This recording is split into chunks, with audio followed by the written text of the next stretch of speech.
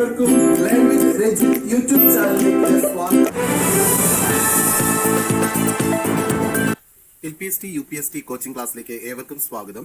2005 Kerala PSC നടത്തിയ UPSA പരീക്ഷയിലെ സൈക്കോളജിയുമായി ബന്ധപ്പെട്ട ചോദ്യങ്ങളുടെ പൂർണ്ണമായ വിശകലനമാണ്. നമുക്ക് ക്ലാസ്സിലേക്ക് പോവാം. 21ാമത്തെ ചോദ്യം ഇതായിരുന്നു: 3 മാസത്തിനുള്ളിൽ പൂർത്തിയാക്കാൻ നിർദ്ദേശിച്ചുകൊണ്ട് നിങ്ങൾ കുട്ടികൾക്ക് ഒരു പ്രോജക്റ്റ് നൽകിയതായി കരുതുക. അതിൽ നിങ്ങൾക്കുള്ള പങ്ക് എന്ത്? എ. പടിപടിയായി ചെയ്യേണ്ട കാര്യങ്ങളെക്കുറിച്ച് വ്യക്തമായ നിർദ്ദേശങ്ങൾ നൽകും. ബി. കുട്ടികളെ ചെറു ഗ്രൂപ്പുകളായി വിഭജിച്ച് ആസൂത്രണത്തിലും നടത്തിപ്പിലും കൂട്ടുത്തരവാദിത്തം ഏൽപ്പിക്കുകയും അതിന്റെ പുരോഗതി നിരന്തരം നിരീക്ഷിക്കുകയും ചെയ്യും. സി. ആരംഭത്തിൽ ഒരു പ്രവർത്തന പദ്ധതി തയ്യാറാക്കി നൽകുകയും പ്രോജക്റ്റ് പൂർത്തിയാകുമ്പോൾ അത് വിലയിരുത്തുകയും ചെയ്യും. ഡി. എല്ലാം കുട്ടികൾ തനിയെ ചെയ്യാൻ അനുവദിക്കുകയും പുരോഗതി നിരീക്ഷിക്കുകയും ചെയ്യും. ആൻസർ നമുക്കൊന്ന് പരിശോധിക്കാം. Answer B. കുട്ടികളെ ചെറിയ ഗ്രൂപ്പുകളായി വിഭജിച്ച് ആസൂത്രണത്തിലും നടത്തിപ്പിലും കൂട്ടുത്തരവാദിത്തം ഏൽപ്പിക്കുകയും അതിന്റെ പുരോഗതി നിരന്തരം നിരീക്ഷിക്കുകയും ചെയ്യും. ഇവിടെ ചോദിച്ചിരിക്കുന്നത് അധ്യാപകൻ കുട്ടികൾക്ക് പ്രോജക്റ്റ് നൽകുമ്പോൾ അതുമായി ബന്ധപ്പെട്ട് അധ്യാപകന്റെ പങ്ക് എന്താണ്? അധ്യാപകൻ കുട്ടികൾക്ക് പ്രോജക്റ്റ് നൽകിയാൽ അധ്യാപകൻ ചെയ്യേണ്ട കാര്യങ്ങൾ: കുട്ടികളെ പ്രോജക്റ്റിനായി ചെറിയ ഗ്രൂപ്പുകളായി വിഭജിക്കുക, പ്രോജക്റ്റിന്റെ പ്ലാനിങ്ങിന് അതിന്റെ എക്സിക്യൂഷന് കുട്ടികൾക്ക് റെസ്പോൺസിബിലിറ്റി ഏൽപ്പിച്ചു കൊടുക്കുക, കുട്ടികളുടെ പ്രോജക്റ്റിന്റെ പുരോഗതി പ്രോഗ്രസ് കണ്ടിന്യൂസ് ആയിട്ട് ഒബ്സർവ് ചെയ്യുക. ഇത്തരം ജോലികളാണ് അധ്യാപകനുള്ളത്. അതുകൊണ്ട് ആൻസർ ബി. ഏറ്റവും പ്രധാനപ്പെട്ട ഒരു പഠന രീതിയാണ് പ്രോജക്റ്റ് എന്നത്. പ്രോജക്റ്റുമായി ബന്ധപ്പെട്ട് പലപ്പോഴും ചോദ്യങ്ങൾ ആവർത്തിച്ച് ചോദിക്കാറുള്ളതാണ്. നമുക്ക് എന്താണ് പ്രോജക്റ്റ് എന്നും പ്രോജക്റ്റ് രീതി എന്താണെന്നും പ്രോജക്റ്റിന്റെ ഘട്ടങ്ങൾ ഏതൊക്കെയാണ്, പ്രോജക്റ്റ് റിപ്പോർട്ട് എങ്ങനെ തയ്യാറാക്കാം, അതിന്റെ ഘട്ടങ്ങൾ എങ്ങനെയാണ് എന്ന് നമുക്കൊന്ന് പരിശോധിക്കാം. ആദ്യമായി എന്താണ് പ്രോജക്റ്റ് എന്ന് നോക്കാം. പ്രോജക്റ്റ് എന്ന് പറയുന്നത് ഒരു പഠന ലക്ഷ്യം നിർണ്ണയിച്ച് അതിനുവേണ്ട സാമഗ്രികൾ കണ്ടെത്തി കൂട്ടായോ മറ്റുള്ളവരുടെ സഹായത്തോടെയോ പ്രവർത്തിച്ച് ലക്ഷ്യം നേടുക എന്നതാണ്. ഒരു പഠന ലക്ഷ്യം, ഒരു എയിം ഉണ്ടാവും, അല്ലെങ്കിൽ ഒരു ഒബ്ജക്റ്റീവ് ഉണ്ടാവും. ഒരു പ്രോജക്റ്റ് ആണെങ്കിൽ ആ ഒബ്ജക്റ്റീവ്സിന് വേണ്ടി ഡേറ്റ കളക്ട് ചെയ്യുക, സാമഗ്രികൾ കണ്ടെത്തുക. ഡേറ്റ കളക്ട് ചെയ്യുന്നത് ഒന്നുകിൽ ഒറ്റയായിട്ടായിരിക്കാം, അല്ലെങ്കിൽ ഒരു ഗ്രൂപ്പിന്റെ മറ്റുള്ളവരുടെ സഹായത്തോടെ ആയിരിക്കാം. അങ്ങനെ പ്രവർത്തിച്ച് ആ പഠന ലക്ഷ്യം നേടുക എന്നതാണ് പ്രോജക്റ്റ് എന്നതുകൊണ്ട് ഉദ്ദേശിക്കുന്നത്. പ്രോജക്റ്റിൽ പലതരത്തിലുള്ള പ്രവർത്തനങ്ങളാണ് നമ്മൾ ചെയ്യുന്നത്. അന്വേഷണം, പരീക്ഷണം, നിരീക്ഷണം, ശേഖരണം, പ്രദർശനം തയ്യാറാക്കൽ, ഇവയെല്ലാം പ്രോജക്റ്റിന്റെ ഭാഗമാണ്. എൻക്വയറി ഓർ ഇൻവെസ്റ്റിഗേഷൻ അല്ലെങ്കിൽ അന്വേഷണം, എക്സ്പീരിമെന്റ് പരീക്ഷണം, ഒബ്സർവേഷൻ നിരീക്ഷണം, ശേഖരണം കളക്ഷൻസ്, പ്രദർശനം തയ്യാറാക്കൽ എക്സിബിഷൻ, ഇവയെല്ലാം പ്രോജക്റ്റിന്റെ ഭാഗമാണെന്ന് നമ്മൾ മനസ്സിലാക്കണം. പ്രോജക്റ്റ് രീതി, പ്രോജക്ട് മെത്തേഡ്. അധ്യാപനത്തിലെ പ്രോജക്റ്റ് രീതിയുടെ സ്ഥാപകൻ ജോൺ ഡൂയി ആണ്. ജോൺ ഡൂയി ഒരു പ്രാഗ്മാറ്റിസ്റ്റ് ആണ്, പ്രായോഗിക വക്താവാണ്. ലേണിംഗ് ബൈ ഡൂയിങ്, ചെയ്തു പഠിക്കുക എന്ന ആശയം ജോൺ ഡൂയിയുടേതാണ്. ജോൺ ഡൂയി ആണ് ആദ്യമായി അധ്യാപനത്തിൽ ടീച്ചിങ് ലേണിംഗ് പ്രോസസ്സിൽ പ്രോജക്റ്റ് മെത്തേഡ് ഉപയോഗിച്ചത്. എന്നാൽ പ്രോജക്റ്റ് മെത്തേഡിനെ പോപ്പുലറൈസ് ആക്കിയത്, ജനപ്രിയമാക്കിയത് WH കിൽപാട്രിക് ആണ്. പലപ്പോഴും പ്രോജക്റ്റ് മെത്തേഡുമായി നമ്മൾ ചേർത്ത് വെക്കുന്ന പേര് കിൽപാട്രിക്കിന്റേതാണ്. മുൻ വർഷങ്ങളിൽ ചോദിച്ചിരിക്കുന്നത് പ്രോജക്റ്റ് രീതിയുടെ വക്താവാര് എന്ന്, അതിന്റെ ഉത്തരം കിൽപാട്രിക് എന്നതാണ്. അപ്പോൾ പ്രോജക്റ്റ് രീതിയുമായി കൂടുതൽ നമ്മൾ ഓർത്തു വെക്കേണ്ട പേര് കിൽപാട്രിക്കിന്റേതാണ്. 1918 കിൽപാട്രിക് പ്രസിദ്ധീകരിച്ച ദ പ്രോജക്റ്റ് രീതി എന്ന പുസ്തകത്തിൽ പ്രോജക്റ്റ് മെത്തേഡിനെ കുറിച്ച് വളരെ ആധികാരികമായി പറഞ്ഞിട്ടുണ്ട്. പ്രോജക്റ്റ് രീതി എന്താണെന്ന് നമുക്കൊന്ന് പരിശോധിക്കാം. ആദ്യമായി പ്രോജക്റ്റിൽ ഒരു പ്രോബ്ലം അല്ലെങ്കിൽ ഒരു പ്രശ്നം പഠിക്കുക അല്ലെങ്കിൽ മനസ്സിലാക്കുകയാണ്. കുട്ടികൾക്ക് സ്വാഭാവികമായിട്ടും ഒരു പ്രോബ്ലം അവർ എക്സ്പീരിയൻസ് ചെയ്യുമ്പോൾ അല്ലെങ്കിൽ ഒരു പ്രശ്നം അനുഭവപ്പെടുമ്പോഴാണ് നമ്മുടെ പ്രോജക്റ്റ് തുടങ്ങുന്നത്. രണ്ടാമത് ആ പ്രശ്നവുമായി ബന്ധപ്പെട്ട വിവരങ്ങൾ അതൊന്ന് പരിശോധിച്ച് നോക്കിയാണ്. അതായത് മുൻ വിവരങ്ങളുടെ പരിശോധന. ഈ പ്രശ്നവുമായി ബന്ധപ്പെട്ട് മറ്റുള്ളവർ നടത്തിയിട്ടുള്ള പഠനങ്ങളോ അല്ലെങ്കിൽ മറ്റ് പുസ്തകങ്ങളിൽ നിന്നുള്ള വിവരങ്ങളോ ഒക്കെ ആവാം കുട്ടികൾ പരിശോധിക്കുന്നത്. ആ പരിശോധനയുടെ അടിസ്ഥാനത്തിലാണ് കുട്ടികൾ പരികല്പന രൂപപ്പെടുന്നു, അല്ലെങ്കിൽ ഹൈപ്പോത്തിസിസ് രൂപപ്പെടുത്തുന്നു. അപ്പോൾ മുൻ വിവരങ്ങൾ പരിശോധിക്കുക എന്നത് ഈ പ്രശ്നവുമായി ബന്ധപ്പെട്ട് ആരൊക്കെ പഠനങ്ങൾ നടത്തിയിട്ടുണ്ടോ ആ പഠനങ്ങളെ എല്ലാം ഒന്ന് പരിശോധിച്ച് നോക്കുകയാണ്. ആ പരിശോധനയുടെ അടിസ്ഥാനത്തിലാണ് ഇതിന്റെ ഒരു സൊല്യൂഷൻ അല്ലെങ്കിൽ ഈ പ്രശ്നത്തിന്റെ ഒരു പരിഹാരം കുട്ടി മാനസികമായിട്ട് അല്ലെങ്കിൽ അത് ഒരു രൂപപ്പെടുത്തുന്നു. അതിനെയാണ് പരികല്പന എന്ന് പറയുന്നത്. ഹൈപ്പോത്തിസിസ് എന്നാൽ ഒരു പ്രോബ്ലത്തിന്റെ പരിഹാരം, കുട്ടി തന്നെ നിർദ്ദേശിക്കുന്ന പരിഹാരത്തെയാണ് പരികല്പന എന്ന് പറയുന്നത്. ആ പരിഹാരം ശരിയാണോ തെറ്റാണോ എന്ന് പരിശോധിച്ച് നോക്കുന്നതാണ് പ്രോജക്റ്റ് അല്ലെങ്കിൽ നമ്മുടെ റിസർച്ച് എന്ന് നമുക്ക് വേണമെങ്കിൽ പറയാം. അപ്പൊ അങ്ങനെ കുട്ടി ഹൈപ്പോത്തിസിസ് അല്ലെങ്കിൽ പരികല്പന രൂപപ്പെടുത്തുന്നു. ആ പ്രശ്നത്തിന്റെ സൊല്യൂഷൻ കുട്ടി തന്നെ സങ്കല്പിച്ച് തയ്യാറാക്കുന്നു. ആ പരികല്പന രൂപപ്പെടുത്തിയ ശേഷം ശേഖരിക്കേണ്ട വിവരങ്ങൾ, ആ ഉത്തരത്തിലേക്ക് എത്തിച്ചേരാൻ, ആ സൊല്യൂഷനിലേക്ക് എത്തിച്ചേരാൻ ആവശ്യമായിട്ടുള്ള വിവരങ്ങൾ എന്തൊക്കെയാണെന്ന് തിരിച്ചറിയുന്നു. ആ വിവരങ്ങൾ രേഖപ്പെടുത്താൻ അല്ലെങ്കിൽ കണ്ടെത്താനുള്ള, അന്വേഷിക്കാനുള്ള ഒരു രൂപരേഖ തയ്യാറാക്കുന്നതാണ് അടുത്ത ഘട്ടം എന്നത്. അങ്ങനെ രൂപരേഖ തയ്യാറാക്കിയതിന്റെ അടിസ്ഥാനത്തിൽ ആ വിവരങ്ങൾ ശേഖരിക്കാൻ അല്ലെങ്കിൽ ആ സൊല്യൂഷനിലേക്ക്, ആ പ്രശ്ന പരിഹാരത്തിലേക്ക് എത്തിച്ചേരാനുള്ള വിവര ശേഖരണത്തിനുള്ള അളവുകൾ അല്ലെങ്കിൽ സാമഗ്രികൾ തയ്യാറാക്കുന്നതാണ് പരീക്ഷണ നിരീക്ഷണ അളവുകൾക്കുള്ള സാമഗ്രികൾ. അതായത് നമ്മൾ പറയും ഡേറ്റ കളക്ട് ചെയ്യാനുള്ള ടൂൾ തയ്യാറാക്കുക എന്ന് പറയും. ഡേറ്റ കളക്ട് ചെയ്യാനുള്ള വിവര ശേഖരണത്തിനുള്ള ടൂൾസ് തയ്യാറാക്കുന്നതാണ്, സാമഗ്രികൾ തയ്യാറാക്കുന്നതാണ് അടുത്ത ഘട്ടം. അങ്ങനെ സാമഗ്രികൾ തയ്യാറാക്കിയിട്ട് വിവര ശേഖരണം നടക്കുകയാണ് അടുത്ത ഘട്ടത്തിലേക്ക് പോകുന്നത്. വിവരശേഖരണത്തിൽ കുട്ടി പരീക്ഷണത്തിലൂടെയോ സർവേ മെത്തേഡിലൂടെയോ ഫീൽഡ് സ്റ്റഡിയിലൂടെയോ നിരീക്ഷണത്തിലൂടെയോ ഇന്റർവ്യൂയിലൂടെയോ ഒക്കെ ആയിരിക്കും വിവരങ്ങൾ ശേഖരിക്കുക. അപ്പൊ വിവരശേഖരണത്തിന് കുട്ടിക്ക് അനുയോജ്യമായ പഠന രീതി ഉപയോഗിക്കാം, അല്ലെ വിവരശേഖരണ രീതി ഉപയോഗിക്കാം. Data collection, method of data collection ഉപയോഗിക്കാം. മെത്തേഡാണ് experiment, survey, field study, observation, interview etcetera. ഈ ഇതിൽ നിന്ന് ശേഖരിച്ച വിവരങ്ങളെ അടുത്തതായി കുട്ടി അതിനെ അപഗ്രഥിക്കുകയാണ്, അനാലിസിസ് നടത്തുകയാണ് ചെയ്യുന്നത്. സ്റ്റാറ്റിസ്റ്റിക്സിന്റെ അടിസ്ഥാനത്തിൽ കുട്ടി ശേഖരിച്ച വിവരങ്ങളെ കൃത്യമായി അപഗ്രഥിക്കുന്നു, അനാലിസിസ് നടത്തുന്നു. അങ്ങനെ അനാലിസിസ് നടത്തി കഴിയുമ്പോൾ ആ വിവരങ്ങളെ കുട്ടി തന്റെ പരികല്പനയുമായി പരിശോധിക്കുകയാണ് ചെയ്യുന്നത്. അപ്പോൾ ഹൈപ്പോത്തിസിസ് ടെസ്റ്റ് ചെയ്യാണ് ചെയ്യുന്നത്. ഹൈപ്പോത്തിസിസ് ടെസ്റ്റിംഗിൽ താൻ വിചാരിച്ച അല്ലെ താൻ കണ്ടെത്തിയ പരികല്പന ശരിയാണോ തെറ്റാണോ എന്ന് പരിശോധിക്കുകയാണ്. അപ്പൊ ലഭിച്ച വിവരങ്ങളുടെ അടിസ്ഥാനത്തിൽ കുട്ടി പരികല്പനയെ പരിശോധിക്കുന്നു. അപ്പൊ കുട്ടിക്ക് ലഭിച്ച വിവരങ്ങളുടെ അടിസ്ഥാനത്തിൽ പരികല്പന ശരിയാണെങ്കിൽ ആ ഹൈപ്പോത്തിസിനെ കുട്ടി അക്സെപ്റ്റ് ചെയ്യുകയും, പരികല്പന തെറ്റാണെങ്കിൽ അല്ലെങ്കിൽ വിവരങ്ങളുടെ അടിസ്ഥാനത്തിൽ പരികല്പന തെറ്റാണെങ്കിൽ അതിനെ കുട്ടി റിജക്ട് ചെയ്യുകയും ചെയ്യുന്നു. അപ്പൊ ഹൈപ്പോത്തിസിസ് അക്സെപ്റ്റ് ചെയ്യുക, റിജക്ട് ചെയ്യുക, പരികല്പനയെ സ്വീകരിക്കുകയും നിരാകരിക്കുകയും ചെയ്യുന്ന പ്രോസസ്സാണ് പരികല്പനയുടെ പരിശോധന എന്ന് പറയുന്നത്. പരികല്പന പരിശോധിച്ചു കഴിഞ്ഞാൽ കുട്ടി യഥാർത്ഥ നിഗമനത്തിൽ അല്ലെങ്കിൽ ഒരു തീരുമാനത്തിൽ എത്തിച്ചേരുകയാണ് ചെയ്യുന്നത്. അപ്പൊ നമുക്ക് എന്താണ് പ്രോജക്റ്റ് എന്ന് പരിശോധിക്കാം. പ്രോജക്റ്റിൽ ആദ്യം ഒരു പ്രശ്നം, ഒരു പ്രോബ്ലം എക്സ്പീരിയൻസ് ചെയ്യുന്നു. ആ പ്രോബ്ലത്തിനുമായി ബന്ധപ്പെട്ട മുൻ വിവരങ്ങൾ, മുൻപ് ആളുകൾ ശേഖരിച്ചിട്ടുള്ള വിവരങ്ങൾ പരിശോധിച്ച് നോക്കുന്നു. അങ്ങനെ പരിശോധിച്ചതിന്റെ അടിസ്ഥാനത്തിൽ ഒരു ഹൈപ്പോത്തിസിസ് അല്ലെങ്കിൽ പരികല്പന രൂപപ്പെടുത്തുന്നു. ആ പരികല്പന രൂപപ്പെടുത്തിയ ശേഷം അതിനാവശ്യമായിട്ടുള്ള വിവരങ്ങൾ എന്തൊക്കെയാണ് കുട്ടി ശേഖരിക്കേണ്ടതെന്ന് തിരിച്ചറിയുന്നു. അതിന് അന്വേഷിക്കാനുള്ള ഒരു രൂപരേഖ, ഒരു സ്ട്രക്ചർ കുട്ടി തയ്യാറാക്കുന്നു, ഒരു പ്ലാൻ തയ്യാറാക്കുന്നു. അതിനുശേഷം വിവരശേഖരണത്തിലുള്ള സാമഗ്രികൾക്കുള്ള അളവുകൾ അല്ലെങ്കിൽ വിവരശേഖരണത്തിലുള്ള സാമഗ്രികൾ, ടൂൾസ് കുട്ടി തയ്യാറാക്കുന്നു. ആ ടൂൾസിന്റെ അടിസ്ഥാനത്തിൽ കുട്ടി വിവരശേഖരണങ്ങൾ നടത്തുന്നു.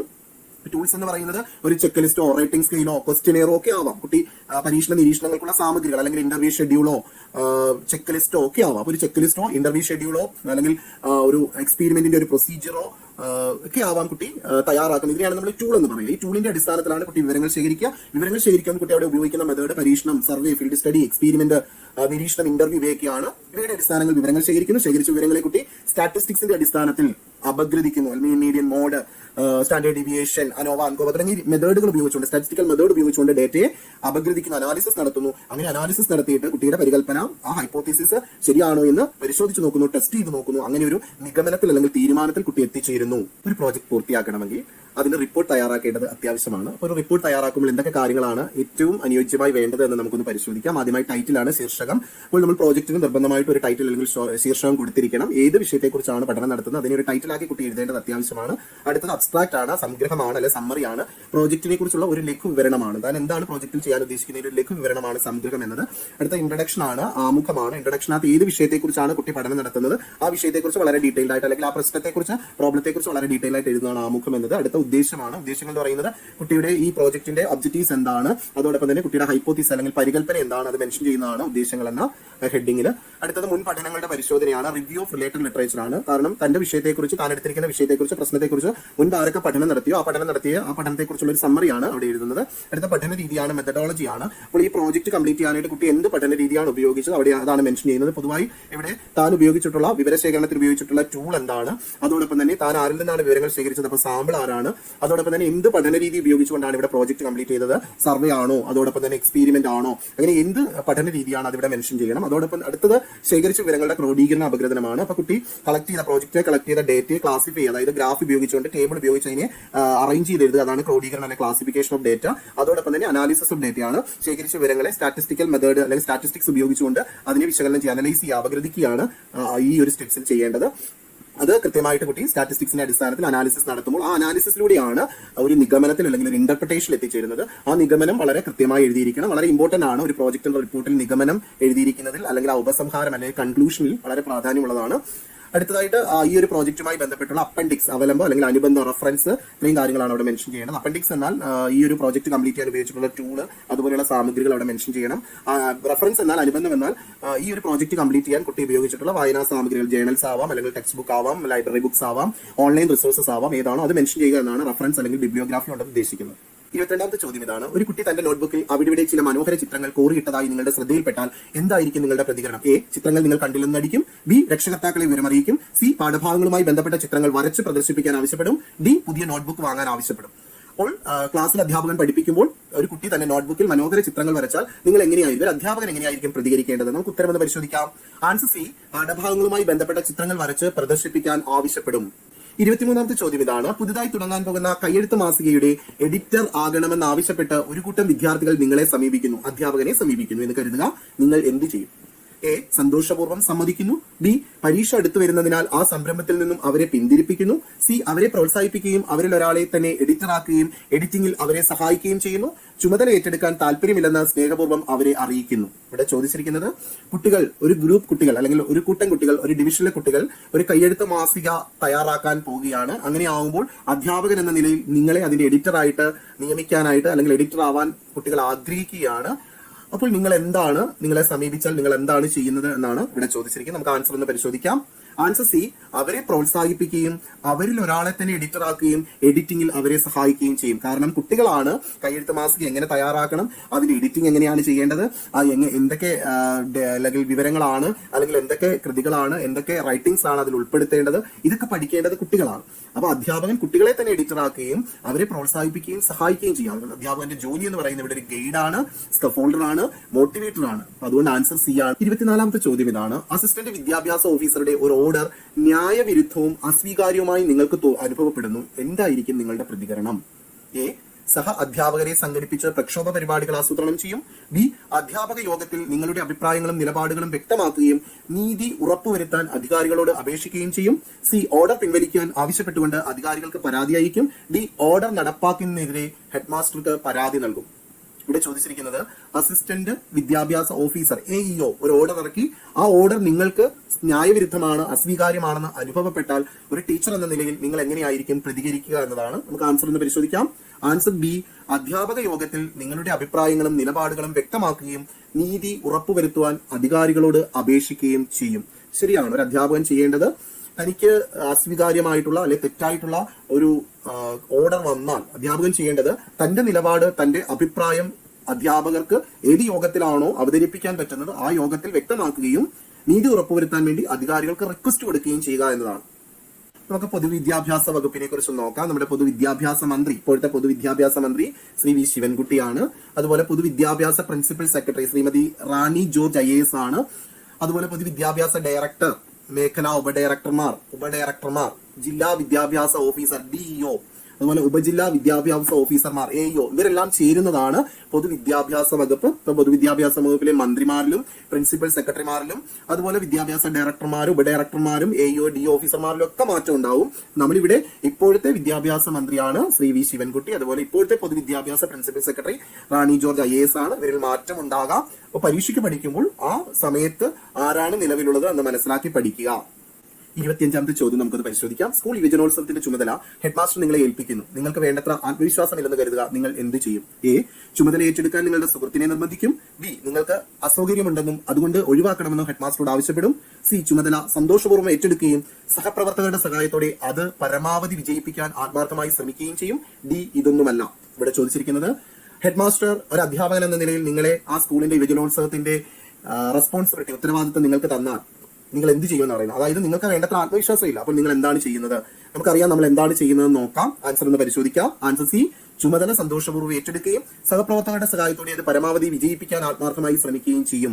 ഇതാണ് യഥാർത്ഥ അധ്യാപകൻ ചെയ്യേണ്ടത്. കാരണം എല്ലാ അധ്യാപകരും ജനിക്കുമ്പോഴേ യുവജനോത്സവ പ്രവർത്തനങ്ങളിൽ പങ്കെടുക്കുകയും അല്ലെങ്കിൽ ആ ഒരു ഉത്തരവാദിത്തം ഏറ്റെടുത്തവരല്ല. ഓരോ പ്രവൃത്തികളും ചെയ്യുമ്പോഴാണ് നമുക്ക് ആ പ്രവൃത്തികൾ ചെയ്യാനുള്ള കഴിവ് അല്ലെങ്കിൽ അത് ഏറ്റെടുക്കാനുള്ള സാഹചര്യമൊക്കെ ഉണ്ടാവുക, അല്ലെങ്കിൽ ഏറ്റെടുക്കാനുള്ള മനത്തന്റെ ഇടം അല്ലെങ്കിൽ ആത്മാർത്ഥത അല്ലെങ്കിൽ നമുക്ക് ആ ഒരു ഉത്തരവാദിത്വമൊക്കെ ഉണ്ടാവുക. അപ്പം ചുമതല സന്തോഷപൂർവ്വം അധ്യാപകൻ ഏറ്റെടുക്കണം. പിന്നെ അധ്യാപകന്റെ പോരായ്മകളെ അത് നികത്താൻ വേണ്ടി മറ്റുള്ള സഹപ്രവർത്തകരുടെ സഹായം കൂടെ ചേരുമ്പോൾ അതൊരു വലിയ വിജയമാക്കി മാറ്റാൻ പറ്റും. അതോടെ അധ്യാപകന്റെ ഒരു സെൽഫ് കോൺഫിഡൻസ് വർദ്ധിക്കുകയാണ് ചെയ്യുന്നത്.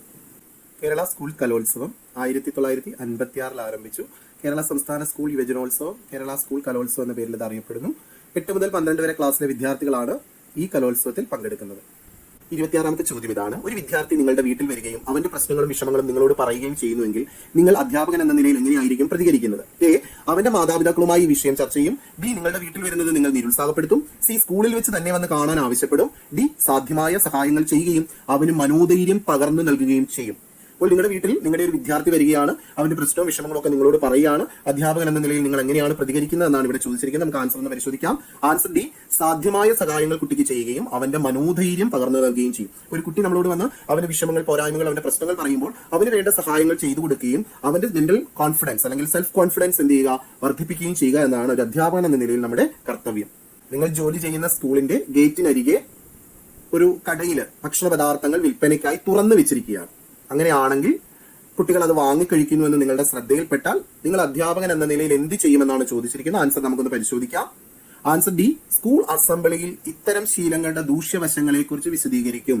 അപ്പോൾ അധ്യാപകന്റെ ജോലി, അധ്യാപകൻ ചെയ്യേണ്ടത് സ്കൂൾ അസംബ്ലിയിൽ ഇങ്ങനെ തുറന്നു വെച്ചിരിക്കുന്ന ഭക്ഷണ പദാർത്ഥങ്ങൾ വാങ്ങി കഴിക്കുന്നത് കൊണ്ടുള്ള പ്രശ്നങ്ങൾ, നമ്മുടെ ശാരീരികമായിട്ടുള്ള പ്രശ്നങ്ങളെ കുറിച്ച് അല്ലെങ്കിൽ നമുക്ക് വരുന്ന രോഗങ്ങളെ കുറിച്ച് അധ്യാപകൻ വിശദീകരിക്കുകയാണ് ഇവിടെ യഥാർത്ഥത്തിൽ ചെയ്യേണ്ടത്. അതാണ് കറക്റ്റ് ആയിട്ടുള്ള ആൻസർ. 28ാമത്തെ ചോദ്യം ഇതാണ്. ഒരു കുട്ടി മറ്റു കുട്ടികളുടെ ബുക്കും പെൻസിലും മോഷ്ടിക്കുന്നതായി നിങ്ങൾക്ക് വിവരം ലഭിച്ചു. നിങ്ങൾ എന്ത് ചെയ്യും? എ, ക്ലാസ്സിൽ വെച്ച് കുട്ടിയെ സ്നേഹപൂർവ്വം ഉപദേശിക്കും. ബി, കുട്ടിയെ സ്വകാര്യമായി വിളിച്ച് ചെയ്യുന്നത് തെറ്റാണെന്നും ശിക്ഷാർഹമാണെന്നും ബോധ്യപ്പെടുത്തും. സി, രക്ഷകർത്താക്കളെ വിവരമറിയിക്കും. ഡി, ഇത് തടയാൻ വേണ്ട നടപടി എടുക്കും മുമ്പ് ആ കുട്ടിയുടെ കേസ് സ്റ്റഡി നടത്തും. ആൻസർ നമുക്കൊന്ന് പരിശോധിക്കാം. ആൻസർ ഡി, ഇത് തടയാൻ വേണ്ട നടപടി എടുക്കും മുമ്പ് ആ കുട്ടിയുടെ കേസ് സ്റ്റഡി നടത്തും. കേസ് സ്റ്റഡി, പ്രശ്നത്തെക്കുറിച്ച് ആഴത്തിൽ പഠിക്കുക. In depth or detailed study of A case, ഏക വ്യക്തി പഠനം എന്ന് പറയാം. വ്യക്തിയെ അല്ലെങ്കിൽ പ്രശ്നത്തെ, കേസിനെ കുറിച്ച് പൂർണ്ണമായും വിശദവുമായുള്ള പഠനം. നിരീക്ഷണം, അഭിമുഖം, വൈദ്യപരിശോധന, മനഃശാസ്ത്ര മാപകങ്ങൾ, സ്റ്റാൻഡേർഡൈസ്ഡ് ടെസ്റ്റ് ഇവയെല്ലാം കേസ് സ്റ്റഡിക്ക് ആവശ്യമാണ്. കേസ് സ്റ്റഡിയിൽ എന്തിനെക്കുറിച്ചാണോ പഠിക്കുന്നത്, ഒരു വ്യക്തിയാവാം, ഗ്രൂപ്പ് ആവാം, ഓർഗനൈസേഷൻ ആവാം, കുടുംബമാവാം, രാജ്യമാവാം, എന്തിനെക്കുറിച്ചാണോ പഠിക്കുന്നത് അതിനെ കേസ് എന്ന് പറയാം. അതിനെക്കുറിച്ചുള്ള ഡീറ്റെയിൽഡ് ആയിട്ടുള്ള ആഴത്തിലുള്ള പഠനമാണ് കേസ് സ്റ്റഡി. കേസ് സ്റ്റഡി നടത്തണമെങ്കിൽ നിരീക്ഷണം, ഒബ്സർവേഷൻ, അഭിമുഖം, ഇന്റർവ്യൂ, വൈദ്യപരിശോധന, മനഃശാസ്ത്ര മാപകങ്ങളുടെ ഉപയോഗം, സ്റ്റാൻഡേർഡൈസ്ഡ് ടെസ്റ്റ് ഇവയെല്ലാം അത്യാവശ്യമാണ്. 29ാമത്തെ ചോദ്യം ഇതാണ്. നിങ്ങൾ അടിയന്തര പ്രാധാന്യമുള്ള ഒരു ജോലിയിൽ ഏർപ്പെട്ടിരിക്കുമ്പോൾ പെൻഷൻ പറ്റിയ ഒരു അധ്യാപകൻ നിങ്ങളോട് ദീർഘമായി സംസാരിക്കുന്നു എന്ന് കരുതുക. നിങ്ങൾ എന്ത് ചെയ്യും? എ, വിനയത്തോടെ സ്വീകരിച്ച് സംഭാഷണത്തിൽ ഏർപ്പെടും. ബി, വിനയത്തോടും സ്നേഹത്തോടും നിങ്ങൾ ഏർപ്പെട്ടുകൊണ്ടിരിക്കുന്ന ജോലിയുടെ പ്രാധാന്യത്തെക്കുറിച്ച് പറഞ്ഞ് മനസ്സിലാക്കും. സി, ജോലി തിരക്കുള്ളതുകൊണ്ട് ഇനി ഒരിക്കൽ വരാൻ പറയും. ഡി, അദ്ദേഹം പറഞ്ഞു തീരുന്നതുവരെ ഒരു അസ്വസ്ഥതയോടെ കേട്ടുകൊണ്ടിരിക്കും. ആൻസർ നമുക്കൊന്ന് പരിശോധിക്കാം. ആൻസർ ബി, വിനയത്തോടും സ്നേഹത്തോടും നിങ്ങൾ ഏർപ്പെട്ടുകൊണ്ടിരിക്കുന്ന ജോലിയുടെ പ്രാധാന്യത്തെക്കുറിച്ച് പറഞ്ഞു മനസ്സിലാക്കും. നിങ്ങളൊരു അധ്യാപകനാണ്, പെൻഷൻ പറ്റിയ മറ്റൊരു അധ്യാപകനാണ് നിങ്ങളെ സന്ദർശിച്ച് ദീർഘനേരം സംസാരിക്കാൻ താല്പര്യപ്പെടുന്നത്. അപ്പോൾ നിങ്ങൾ ചെയ്യുന്നത് അടിയന്തര പ്രാധാന്യമുള്ള ഒരു ജോലിയാണ്. തീർച്ചയായിട്ടും നമുക്ക് അധ്യാപകനെ വിഷമിക്കാൻ സാധിക്കില്ല. അതുകൊണ്ട് അധ്യാപകനോട് വിനയത്തോടും സ്നേഹത്തോടും കൂടി നിങ്ങൾ ചെയ്തുകൊണ്ടിരിക്കുന്ന ജോലിയുടെ പ്രാധാന്യത്തെക്കുറിച്ച് പറഞ്ഞ് മനസ്സിലാക്കുകയും അധ്യാപകൻ പിന്നീട് ഒരിക്കൽ വരാമെന്ന് പറഞ്ഞ് പോവുകയും നിങ്ങൾക്ക് ആ ജോലി പൂർത്തീകരിക്കാനും സാധിക്കും. So answer B. 30ാമത്തെ ചോദ്യം ഇതാണ്. അധ്യാപക രക്ഷകർത്തൃ യോഗത്തിൽ ചില രക്ഷിതാക്കൾ ചില പാഠഭാഗങ്ങൾ തങ്ങളുടെ കുട്ടികൾക്ക് മനസ്സിലായില്ലെന്ന് പരാതിപ്പെടുന്നു. എന്തായിരിക്കും നിങ്ങളുടെ പ്രതികരണം? എ, കുട്ടികൾ ആരൊക്കെയാണെന്ന് മനസ്സിലാക്കി അവരെ ഗുണദോഷിക്കും. ബി, ഇത്തരം പരാതികൾ നന്നല്ലെന്ന് രക്ഷിതാക്കളോട് പറയും.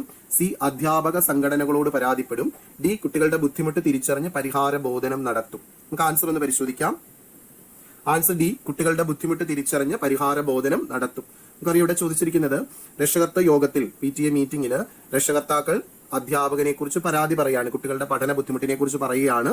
അപ്പോൾ ഒരു അധ്യാപകൻ എന്ന നിലയിൽ നിങ്ങൾ ചെയ്യേണ്ടത് ആ കുട്ടികളുടെ ബുദ്ധിമുട്ട് എന്താണെന്ന് കണ്ടെത്തുക. ഡയഗ്നോസ്റ്റിക് ടെസ്റ്റ് നടത്തി, അല്ലെ, പരിഹാര ബോധനം നടത്തണം. ഡയഗ്നോസ്റ്റിക് ടെസ്റ്റ് നടത്തി കുട്ടികളുടെ ബുദ്ധിമുട്ട് കണ്ടെത്തി ആ ബുദ്ധിമുട്ട് പരിഹരിക്കുവാനുള്ള കാര്യങ്ങൾ ചെയ്യണം. പരിഹാര ബോധനം, റെമഡിയൽ ടീച്ചിങ്, അതാണ് അധ്യാപകൻ ശരിയായി ചെയ്യേണ്ടത്. അപ്പം ക്ലാസ് മുറിയിൽ ഏതെങ്കിലും കുട്ടികൾക്ക് പഠനത്തിൽ ബുദ്ധിമുട്ടുണ്ടെങ്കിൽ അല്ലെ പഠനത്തിൽ പ്രശ്നങ്ങൾ ഉണ്ടെങ്കിൽ ആ ബുദ്ധിമുട്ട് പ്രശ്നങ്ങൾ അധ്യാപകൻ കണ്ടെത്തി അതിന്റെ കാരണം കണ്ടെത്തി അതിന് പരിഹാരം നേടുക, അല്ലെ പരിഹാര ബോധനം, റെമഡിയൽ ടീച്ചിങ് കൊടുക്കുക എന്നത് അധ്യാപകന്റെ ജോലിയാണ്.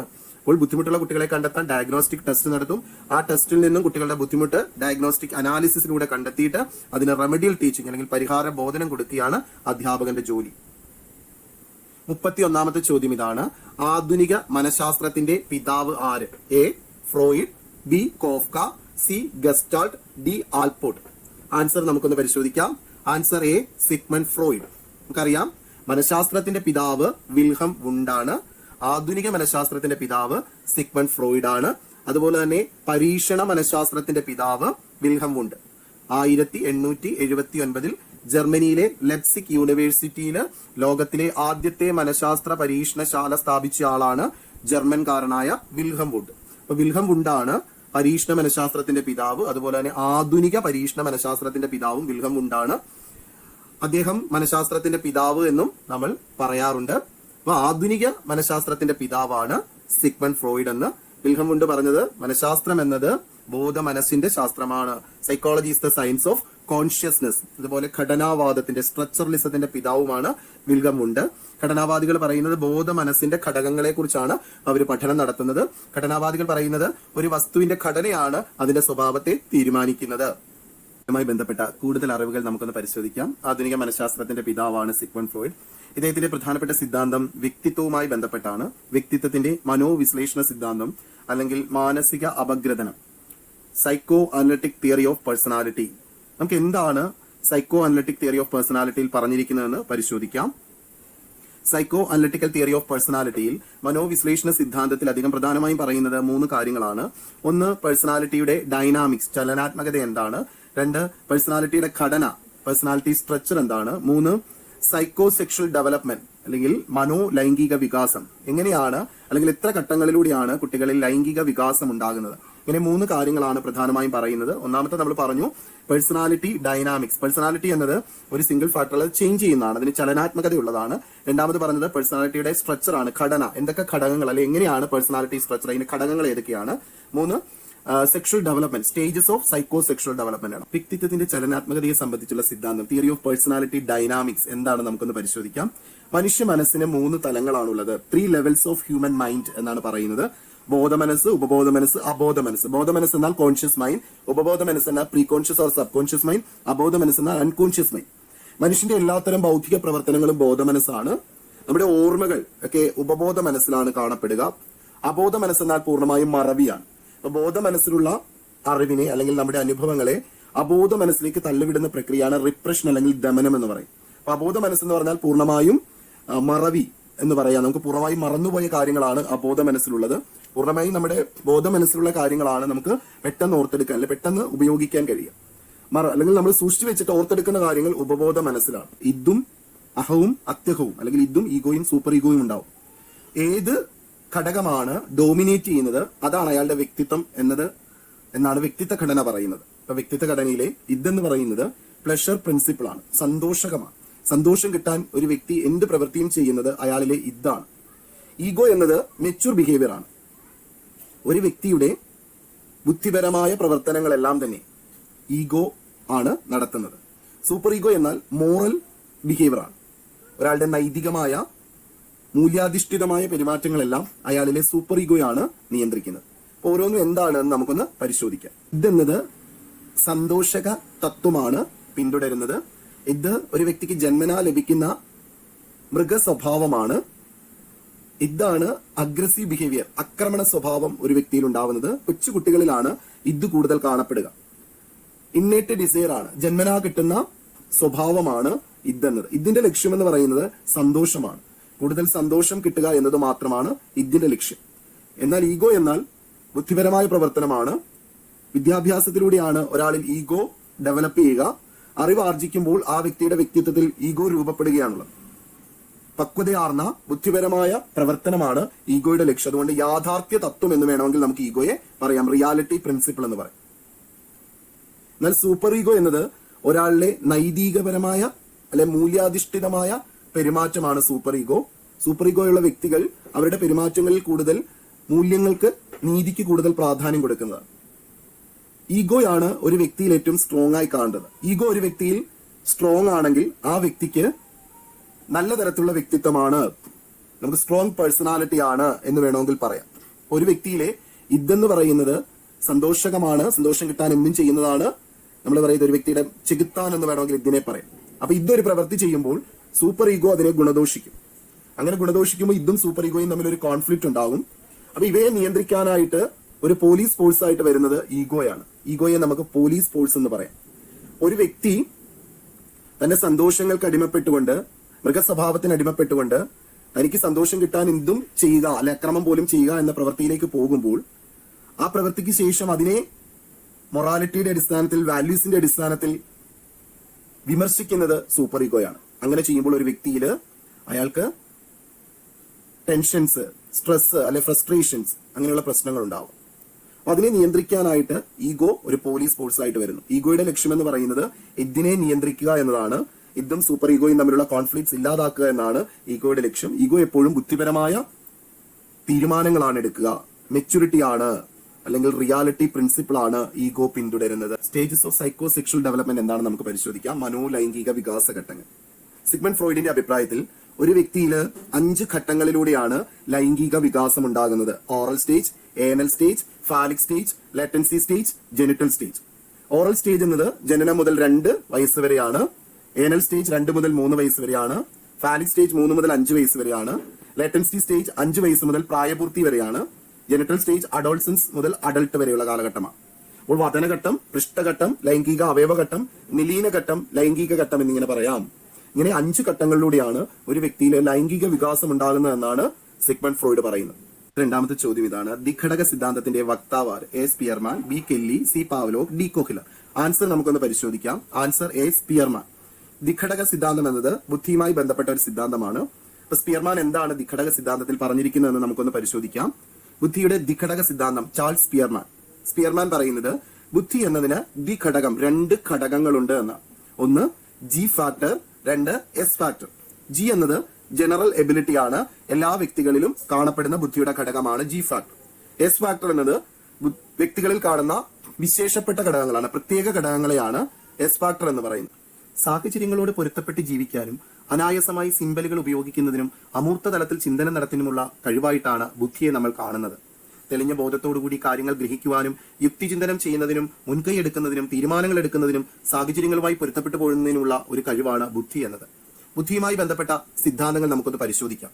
ആദ്യമായി ഏക ഘടക സിദ്ധാന്തം, മൊണാർക്കിക് തിയറി അല്ലെങ്കിൽ യൂണിറ്ററി തിയറി. ആ പേരിൽ തന്നെയുണ്ട് ബുദ്ധിക്ക് ഒറ്റ ഘടകം മാത്രമേ ഉള്ളൂ. ബുദ്ധി എന്ന് പറയുന്നത് ഒരൊറ്റ പ്രതിഭാസം മാത്രമേ ഉള്ളൂ. ലോകത്തിലുള്ള എല്ലാ മനുഷ്യരിലും കാണുന്ന ഒരേ തരത്തിലുള്ള ബുദ്ധിയാണ്, അതൊന്നാണ് എന്ന ആശയമാണ് ഏക ഘടക സിദ്ധാന്തം മുന്നോട്ട് വയ്ക്കുന്നത്. രണ്ടാമത്തത് 2 ഫാക്ടർ തിയറിയാണ് ചാൾസ് സ്പിയർമാന്റെ ദ്വിഘടക സിദ്ധാന്തം. ആ വാക്കിൽ തന്നെയുണ്ട് ബുദ്ധി എന്നത് 2 ഘടകങ്ങൾ ചേർന്നതാണ്. ഒരു സാമാന്യ ഘടകവും അനേകം വിശിഷ്ട ഘടകങ്ങളും ചേർന്നതാണ് ബുദ്ധി എന്നത്. സാമാന്യ ഘടകത്തെ ജി ഫാക്ടർ എന്നും വിശിഷ്ട ഘടകത്തെ എസ് ഫാക്ടർ എന്നും നമുക്ക് പറയാം. വിശിഷ്ട ഘടകം എല്ലാ വ്യക്തികളിലും വ്യത്യസ്തമായിരിക്കും, എന്നാൽ ജി ഫാക്ടർ എന്നത് എല്ലാവരിലും കോമൺ ആയിരിക്കാം. ഇത് ജന്മസിദ്ധമായി മനുഷ്യർക്ക് ലഭിക്കുന്നതാണ്. എന്നാൽ എസ് ഫാക്ടർ നമ്മുടെ കർമ്മത്തിലൂടെ നമ്മൾ ആർജിച്ചെടുക്കുന്നതാണ്. എല്ലാ പ്രവർത്തനങ്ങളുടെയും വിജയത്തിന് ജി ഫാക്ടർ ആവശ്യമാണ്, എന്നാൽ സവിശേഷ രംഗങ്ങളിലെ വിജയത്തിന് എസ് ഫാക്ടറും ആവശ്യമാണ്. അടുത്തതായിട്ട് ബുദ്ധിയുടെ ബഹുഘടക സിദ്ധാന്തം ഇ.എൽ. തോണ്ടേക്ക്, മൾട്ടി ഫാക്ടർ തിയറി അല്ലെങ്കിൽ അനാർക്കിക് തിയറി. നിരവധി ശേഷികളുടെ ആകെത്തുകയാണ് ബുദ്ധി. ബുദ്ധിക്ക് പൊതുവായ കഴിവ് അല്ലെങ്കിൽ ജനറൽ എബിലിറ്റി എന്നൊന്നില്ല എന്നാണ് ഇദ്ദേഹം പറയുന്നത്. എല്ലാം വിശിഷ്ടമായ യോഗ്യതകൾ തന്നെയാണ്. CAVD ടെസ്റ്റ് എന്നൊരു ബുദ്ധിശോധകം തോണ്ടേക്ക് വികസിപ്പിച്ചെടുത്തിട്ടുണ്ട്. ഇതിന് 4 ഭാഗങ്ങളുണ്ട്. C means completion of sentence, A means arithmetical reasoning, V means vocabulary, D means direction following direction. ഇതാണ് CAVD ടെസ്റ്റ് എന്നത്. തേഴ്സ്റ്റന്റെ സംഘഘടക സിദ്ധാന്തമാണ്. സംഘഘടക സിദ്ധാന്തം group factor theory by Thurstone. ഇതിൽ ഇദ്ദേഹം പറയുന്നത് സാമാന്യ ഘടകങ്ങളില്ല, അനേകം പ്രാഥമിക സംഘ ഘടകങ്ങളാണുള്ളത്. അതായത് ബുദ്ധി എന്ന് പറയുന്നത് 9 പ്രാഥമിക ഘടകങ്ങൾ ചേരുന്നതാണ് ബുദ്ധി എന്നാണ് നമ്മുടെ സംഘഘടക സിദ്ധാന്തത്തിൽ തേഴ്സ്റ്റൻ പറയുന്നത്. അനേകം പ്രാഥമിക സംഘഘടകങ്ങൾ ചേർന്നതാണ്. സംഘഘടകങ്ങൾ ആദ്യം 7 ഘടകങ്ങളാണെന്നാണ് അദ്ദേഹം പറഞ്ഞത്. പിന്നീട് 9 പ്രാഥമിക ഘടകങ്ങൾ ചേർന്നതാണ് ബുദ്ധി എന്ന് പറയുന്നു. വാചിക അവതരണം, വാചാലത, സംഖ്യ, ദിശ, സാഹചര്യ സ്മൃതി, പ്രത്യക്ഷണ വേഗത, യുക്തിചിന്തനം തുടങ്ങിയ 9 ഘടകങ്ങളാണ് ചേർന്നതാണ് ബുദ്ധി എന്നാണ് ബുദ്ധി സിദ്ധാന്തത്തിന്റെ സംഘഘടക സിദ്ധാന്തത്തിൽ തേഴ്സ്റ്റൻ പറയുന്നത്. അടുത്തായി structure of intellect model, SI model by ഗിൽഫോർഡിന്റെ ത്രിമുഖ സിദ്ധാന്തം അല്ലെങ്കിൽ ബുദ്ധിഘടനാ മാതൃക. SI model, structure of intellect model, ബുദ്ധിഘടനാ മാതൃക. ഇദ്ദേഹം പറയുന്നത് ബുദ്ധിക്ക് 3 ഘടകങ്ങളുണ്ട് എന്നാണ് അദ്ദേഹം പറയുന്നത്. 1 ഓപ്പറേഷൻ, 2 കണ്ടന്റ്, 3 പ്രോഡക്റ്റ്. ഓപ്പറേഷൻ ക്രിയ, കണ്ടന്റ് ഉള്ളടക്കം, പ്രോഡക്റ്റ് ഫലം. ഇങ്ങനെ ഈ 3 ഘടകങ്ങളാണ് ബുദ്ധിക്കുള്ളത്. ഇദ്ദേഹം ഈ ഘടകങ്ങളെ ഓരോ ഘടകങ്ങളിലും ഓരോ തരത്തിലുള്ള ക്രിയകളാണ് അല്ലെങ്കിൽ ഘടകങ്ങളാണ് ഉൾക്കൊള്ളുന്നത്. ഓപ്പറേഷനില്, കണ്ടന്റില്, പ്രോഡക്റ്റില്, വ്യത്യസ്തമായ ഘടകങ്ങൾ ഉണ്ടാവും. അങ്ങനെ ടോട്ടൽ 120 ഘടകങ്ങളാണ് ബുദ്ധിക്കുള്ളതെന്നാണ് SI മോഡലിൽ പറയുന്നത്. 120, 160 അങ്ങനെ വ്യത്യസ്തമായി പറയാറുണ്ട്. അദ്ദേഹം ഏറ്റവും ലേറ്റസ്റ്റ് ആയി പറയുന്നത് 160 എന്നാണ്. അപ്പം 5 × 4 × 6 = 120 ഘടകങ്ങളാണ് ഗിൽഫോർഡ് പറയുന്നത് ഒരാളുടെ ബുദ്ധിയിലുള്ളത് എന്നാണ്. അപ്പം ഓരോന്നിലും ഉള്ളടക്കത്തിലും ഫലത്തിലും സംക്രിയയിലും ഓരോന്നിലും ഉള്ള ഘടകങ്ങളെ ടോട്ടൽ ചെയ്താൽ അതിൽ 120 ഘടകങ്ങൾ ഉണ്ടാകുമെന്നാണ് അദ്ദേഹത്തിന്റെ അഭിപ്രായം. അപ്പൊ ബുദ്ധിയിൽ 120 ഘടകങ്ങളെങ്കിലും ഉണ്ടാകുമെന്നാണ് ഗിൽഫോർഡിന്റെ അഭിപ്രായം. ഓരോ ഘടകവും ത്രിമുഖ സ്വഭാവമുള്ളതാണ്. അതുകൊണ്ടാണ് അദ്ദേഹത്തിന്റെ സിദ്ധാന്തത്തെ ത്രിമുഖ സിദ്ധാന്തം എന്ന് പറയുന്നത്. ഏറ്റവും ലേറ്റസ്റ്റ് ആയിട്ട് പറയുന്നത് 160 ഘടകങ്ങൾ, പിന്നെ 180 വരെയാണ്. 120, 160 ആയിപ്പോൾ 180 ഘടകങ്ങളാണ് ബുദ്ധിയിൽ ഉണ്ടാകുന്നെന്ന് പറയും. ബുദ്ധിയുടെ ദ്വിമുഖ സിദ്ധാന്തം crystallized and fluid intelligence by Raymond Cattell. Cattell പറയുന്നത് ബുദ്ധിക്ക് 2 മുഖങ്ങളുണ്ട്. ഒന്ന് ക്രിസ്റ്റലൈസ്ഡ് ഇന്റലിജൻസ്, മറ്റൊന്ന് ഫ്ലൂയിഡ് ഇന്റലിജൻസ്. അടുത്ത സിദ്ധാന്തം ട്രയാർക്കിക് സിദ്ധാന്തമാണ്. Triarchic theory by Robert J Sternberg. Robert J Sternberg പറയുന്നത് ബുദ്ധിക്ക് 3 തലങ്ങളുണ്ട്. ഒന്ന് componential intelligence, 2 experiential intelligence, 3 contextual intelligence. ഇങ്ങനെ ബുദ്ധിക്ക് 3 തലങ്ങളുണ്ട് എന്നാണ് triarchic theory Robert J Sternberg പറയുന്നത്. അടുത്തതായിട്ട് മൾട്ടിപ്പിൾ ഇന്റലിജൻസ് തിയറി ബഹുമുഖ ബുദ്ധി by Howard Gardner. Howard Gardner പറയുന്നത് വ്യക്തികൾക്ക് പല തരത്തിലുള്ള ബുദ്ധിയുണ്ട് എന്നാണ്. ബുദ്ധി എന്ന് പറയുന്നത് ഒരൊറ്റ പ്രതിഭാസമല്ല, പല തരത്തിലുള്ള. മുമ്പ് നമ്മൾ പറഞ്ഞ ബുദ്ധിക്ക് പല ഘടകങ്ങളുണ്ട്, പല തലങ്ങളുണ്ട്, പല എബിലിറ്റീസ് ഉണ്ട് എന്നൊക്കെ നമ്മൾ പറഞ്ഞു. പക്ഷെ ഇവിടെ ഇദ്ദേഹം പറയുന്നത് ബുദ്ധിക്ക് പല ഘടകങ്ങളോ തരങ്ങളോ ഒന്നുമല്ല, പല തരത്തിലുള്ള ബുദ്ധിയുണ്ട്, ഡിഫറെന്റ് ടൈപ്സ് ഓഫ് ഇന്റലിജൻസ് എന്നാണ്. ഒരു പുതിയ ആശയമാണ്. ബൗദ്ധിക അല്ലെങ്കിൽ ബുദ്ധി സിദ്ധാന്തത്തിലെ ഏറ്റവും പുതിയ അല്ലെങ്കിൽ വളരെ പ്രാധാന്യം അർഹിക്കുന്ന ഒരു സിദ്ധാന്തമാണ് മൾട്ടിപ്പിൾ ഇന്റലിജൻസ് തിയറി. ബുദ്ധി എന്ന് പറയുന്നത് പല തരത്തിലുണ്ട് എന്ന് ഹൊവാർഡ് ഗാർഡനർ പറയുന്നു. അദ്ദേഹത്തിന് ഫ്രെയിംസ് ഓഫ് മൈൻഡ്, മനസ്സിന്റെ ചട്ടക്കൂടുകൾ എന്ന് 1983 എഴുതിയ പുസ്തകത്തിൽ അദ്ദേഹം പറയുന്നത് there are 7 type of intelligence, 7 തരത്തിലുള്ള ബുദ്ധിയുണ്ട് എന്ന്. 1999 അദ്ദേഹം മറ്റൊരു പുസ്തകം എഴുതി, intelligence reframed multiple intelligence for the 21st century. ബുദ്ധിശക്തി പരിശോധിക്കുന്നു ബഹുമുഖ ബുദ്ധി 21ാം നൂറ്റാണ്ടിന് വേണ്ടി. ഈ പുസ്തകത്തിൽ അദ്ദേഹം പറയുന്നത് 9 തരത്തിലുള്ള ബുദ്ധിയുണ്ട്, 9 ടൈപ്സ് ഓഫ് ഇന്റലിജൻസ്. നമുക്ക് ഏതൊക്കെയാണ് 9 തരത്തിലുള്ള ബുദ്ധി എന്ന് പരിശോധിക്കാം. മൾട്ടിപ്പിൾ ഇന്റലിജൻസ്, ബഹുമുഖ ബുദ്ധി അല്ലെങ്കിൽ ബഹുതര ബുദ്ധി, ദൃശ്യ സ്ഥലപര ബുദ്ധി, വിഷ്വൽ ആൻഡ് സ്പേഷ്യൽ ഇന്റലിജൻസ്, വാചിക ഭാഷാപര ബുദ്ധി, വെർബൽ ആൻഡ് ലിംഗ്വിസ്റ്റിക് ഇന്റലിജൻസ്, യുക്തി ചിന്താപര ബുദ്ധി, ലോജിക്കൽ ആൻഡ് മാത്തമാറ്റിക്കൽ ഇന്റലിജൻസ്, യുക്തി ചിന്താപര ഗണിതപര ബുദ്ധി, ലോജിക്കൽ ആൻഡ് മാത്തമാറ്റിക്കൽ ഇന്റലിജൻസ്, കായിക ചാലക ബുദ്ധി, ബോഡിലി കൈനസ്തെറ്റിക് ഇന്റലിജൻസ്, താളാത്മക സംഗീതപര ബുദ്ധി, റെതമിക്കൽ ആൻഡ് മ്യൂസിക്കൽ ഇന്റലിജൻസ്, വ്യക്തിയാന്തര ബുദ്ധി, ഇന്റർ പേഴ്സണൽ ഇന്റലിജൻസ്, ആന്തരിക വൈയക്തിക ബുദ്ധി, ഇൻട്രാ പേഴ്സണൽ ഇന്റലിജൻസ്, പ്രകൃതിപര ബുദ്ധി, നാച്ചുറലിസ്റ്റിക് ഇന്റലിജൻസ്, അസ്തിത്വപര ബുദ്ധി, എക്സിസ്റ്റൻഷ്യൽ ഇന്റലിജൻസ്. ഇങ്ങനെ 9 തരത്തിലുള്ള ബുദ്ധിയുണ്ട് എന്നാണ് ഹൊവാർഡ് ഗാർഡനർ പറയുന്നത്. ഏറ്റവും ലേറ്റസ്റ്റ് ആയിട്ട് അദ്ദേഹം അംഗീകരിച്ചിട്ടുള്ളത് 8 തരത്തിലുള്ള ബുദ്ധിയാണ്. കാരണം എക്സിസ്റ്റൻഷ്യൽ ഇന്റലിജൻസ് എന്നത് നമുക്കൊരു സാധാരണ ജീവിതത്തിൽ കണ്ടെത്താൻ പറ്റാത്ത ഒന്നാണ്. അതുകൊണ്ട് 8 തരത്തിലുള്ള ബുദ്ധിയാണ് മനുഷ്യരിലുള്ളത് എന്നാണ് പ്രധാനമായിട്ട് അദ്ദേഹം എക്സിസ്റ്റൻഷ്യൽ ഇന്റലിജൻസിനെ ബുദ്ധിയുടെ ആ ഒരു കാറ്റഗറിയിൽ നിന്ന് ഒഴിവാക്കിയാണ് ചെയ്തത്. 33ാമത്തെ ചോദ്യം ഇതാണ്. കുട്ടികളിൽ കണ്ടുവരുന്ന വായനാ വൈകല്യം. A stuttering, B stammering, C dyslexia, D lexia. Answer നമുക്കൊന്ന് പരിശോധിക്കാം. Answer C dyslexia. ഡിസ്ലെക്സിയ എന്നാൽ കുട്ടികളിൽ കാണപ്പെടുന്ന വായനാ വൈകല്യമാണ്. ഭാഷണ വൈകല്യങ്ങൾ ഏതൊക്കെയാണെന്ന് നമുക്ക് നോക്കിയാലോ. സ്പീച്ച് ഡിസോർഡർ, കൊഞ്ഞ, ലിസ്പിംഗ്. ചില പദങ്ങൾ ഉച്ചരിക്കാൻ കുട്ടിക്ക് പ്രയാസമാണെങ്കിൽ അതിനെയാണ് നമ്മൾ ലിസ്പിംഗ് അല്ലെങ്കിൽ കൊഞ്ഞ എന്ന് പറയും. അസ്പഷ്ടത, സ്ലറിംഗ്, ഒന്നിലധികം പദങ്ങൾ സാധാരണയായി ഒട്ടിച്ചേരുക, ശരിയായി ഉച്ചരിക്കാൻ കഴിയാതെ വരിക. അപ്പോൾ ഒന്നിലധികം പദങ്ങൾ കൂടിച്ചേർന്ന് ഒരു പദത്തെ ശരിയായി ഉച്ചരിക്കാൻ പറ്റാതെ വരുന്നതാണ് സ്ലറിംഗ് അല്ലെങ്കിൽ അസ്പഷ്ടത എന്നത്. വിക്ക് 2 തരത്തിലുണ്ട്, സ്റ്റട്ടറിംഗ് ആൻഡ് സ്റ്റാമറിംഗ്. സ്റ്റട്ടറിംഗ് എന്ന് പറയുന്നത് ഒരു പദം ഉച്ചരിക്കുന്നതിന് മുമ്പ് ചില അക്ഷരങ്ങൾ ആവർത്തിച്ചു പോവുക. നമ്മൾ ഉച്ചരിക്കുന്നതിന് മുന്നേ ചില അക്ഷരങ്ങൾ ആവർത്തിച്ചു വരുന്നതാണ് ഏതെന്ന് പറയുന്നത് വിക്ക് എന്ന് പറയുന്നത്. ഒരു പായാണെങ്കിൽ പാ പാ പാ ഇങ്ങനെ ആവർത്തിച്ചു വരുന്നതാണ് സ്റ്റട്ടറിംഗ്. എന്നാൽ സ്റ്റാമറിംഗ് എന്ന് പറഞ്ഞാൽ മുഖചേഷ്ടയാണ്. നമുക്കിങ്ങനെ ഒരു വാക്ക് ഉച്ചരിക്കുന്നതിന് മുമ്പ് മുഖത്ത് കാണിക്കുന്ന ചേഷ്ടകൾ, ആ ചേഷ്ടകളാണ് ശരിയായിട്ട് ഉച്ചരിക്കാൻ പറ്റാത്തതാണ് സ്റ്റാമറിംഗ്. ചില ശബ്ദങ്ങൾ ഉച്ചരിക്കാൻ കഴിയാതെ വരുമ്പോൾ അസ്വാഭാവികമായി ഉണ്ടാകുന്ന മുഖചേഷ്ടയാണ് സ്റ്റാമറിംഗ്. ഇത് രണ്ടുമാണ് വിക്ക് എന്ന് പറയുന്നത്. ഡിസ്ലെക്സിയ എന്താണ്? വായനാ വൈകല്യം. നമ്മൾ പറഞ്ഞു വാക്കുകളുമായി ബന്ധപ്പെട്ട ബുദ്ധിമുട്ടാണ്. അതായത് തപ്പിത്തടഞ്ഞ് വായിക്കുക, ഓരോ വാചകങ്ങളും കഴിഞ്ഞ് നിർത്താതെ തുടർച്ചയായി വായിച്ചു പോവുക, ചില വാക്കുകൾ ഉച്ചരിക്കാതെ വിടുക, വായിക്കുമ്പോൾ ചില വരികൾ വിട്ടുപോവുക, വാചകങ്ങൾ അപൂർണമായി പറയുക. അടുത്തത് ഡിസ്ഗ്രാഫിയ, രചനാ വൈകല്യം, എഴുത്തിലെ വൈകല്യം. എഴുത്തിലെ വൈകല്യം എന്നാൽ നന്നായി പഠിച്ചു കാണാതെ പറയുന്ന പാഠഭാഗങ്ങൾ പോലും എഴുതുമ്പോൾ തെറ്റുക, അല്ലെങ്കിൽ അപൂർണമാകുക, വാക്യങ്ങളിലെ പേര് മാറിപ്പോവുക, അക്ഷരം വായിക്കാൻ കഴിയാത്ത വിധം വികൃതമായി എഴുതുക, പുസ്തകത്തിൽ പല പേജുകളിലും പലതരത്തിലും തോന്നിയ പോലെ എഴുതുക, പേന പിടിക്കുന്നത് പോലും ശരിയായ രീതിയിൽ അല്ലാതെ ഇരിക്കുക, അറിയാവുന്ന വാക്കുകൾ കുറവായതുകൊണ്ട് എഴുതുമ്പോൾ അനുയോജ്യമായ വാക്കുകൾ കിട്ടാതിരിക്കുക, ഇവയെല്ലാം നമുക്ക് രചനാ വൈകല്യം എന്ന് പറയാം, അല്ലെങ്കിൽ എഴുത്തിലെ വൈകല്യം എന്ന് പറയാം. ഉദാഹരണം പറഞ്ഞാൽ അക്ഷരങ്ങൾ മാറിപ്പോവുക, വാക്കുകൾ മാറിപ്പോവുക, സ്പെല്ലിംഗ് തെറ്റിക്കുക, അക്ഷരങ്ങളുടെ ക്രമം തെറ്റുക, ഇവയൊക്കെ ഉദാഹരണമാണ്. ബിക്ക് പകരം ഡി ഉപയോഗിക്കുക, അല്ലെങ്കിൽ ഡിക്ക് പകരം ബി ഉപയോഗിക്കുക, എമ്മും ഡബ്ല്യൂയും തമ്മിൽ മാറിപ്പോവുക, വാസും സോയും തമ്മിൽ മാറിപ്പോവുക, ബാഡ് ഡാബ് എന്നിവ തമ്മിൽ അങ്ങോട്ടും ഇങ്ങോട്ട് മാറിപ്പോവുക, വുഡിന് പകരം വുഡ് WOULD എന്ന വുഡിന് പകരം WUD എന്ന് എഴുതുക, GUESS ഗസിന് പകരം GUSS എന്ന് എഴുതുക. അതുപോലെ അനിമൽ ANIMAL അതിനെ അമിനൽ എന്ന് എഴുതുക, AMINAL എന്ന് എഴുതുക. ഇതെല്ലാം രചനാ വൈകല്യങ്ങളാണ്. ഡിസ്കാൽക്കുലിയാണ് കണക്കിലെ വൈകല്യം, ഗണിതശാസ്ത്ര വൈകല്യം. കണക്കിൽ കൂട്ടലും കുറയ്ക്കലും കടമെടുത്ത് എഴുതുന്നതും സ്ഥിരമായി തെറ്റിക്കുക. ഗുണിക്കുന്നതിന് പകരം ഹരിക്കുകയോ നേരെ തിരിച്ചോ ചെയ്യുക. ഉദാഹരണം 26 നിന്ന് 9 കുറയ്ക്കാൻ പറഞ്ഞാൽ 9 നിന്ന് 6 കുറയ്ക്കുക. എഴുതുമ്പോൾ 21 12 61 16 മാറുക. മാർജിനലിൽ കണക്ക് കൂട്ടി എഴുതിയ ശേഷം പേജിൽ എടുത്തെഴുതുമ്പോൾ ചില അക്കങ്ങൾ വിട്ടുപോവുക. ഉദാഹരണം 2651 എന്ന് എഴുതുന്നതിന് പകരം 251 എന്നായി പോവുക. 8 വയസ്സിന് ശേഷവും കൈവിരലുകൾ ഉപയോഗിച്ച് കണക്ക് കൂട്ടാൻ കഴിയൂ എന്ന അവസ്ഥ. സങ്കലന ഗുണന പട്ടികൾ ഓർത്തു വെക്കുവാൻ ഇവർക്ക് കഴിയില്ല. സംഖ്യകൾ ഇവർ മറിച്ചാവും വായിക്കുക. 16 എന്നതിന് പകരം 61 വായിക്കുക. 43 ന്യൂനം 8 = 43 എന്ന് എഴുതുക. മുന്നിൽ നിന്ന് 8 കുറയ്ക്കാൻ പറ്റില്ല എന്നവർ ചിന്തിക്കത്തില്ല. ഉത്തരക്കടലാസിന്റെ ഒരു ഭാഗത്ത് ക്രിയ ചെയ്ത് ഉത്തരം 8 2 4 9 6 എന്ന് കിട്ടിയാൽ എടുത്തെഴുതുമ്പോൾ 8 4 2 6 9 എന്നായേക്കാം.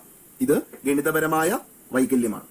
ഡിസ്പ്രാക്സിയ പേശികൾ ഏകോപിപ്പിക്കുന്നതിനുള്ള വൈകല്യം.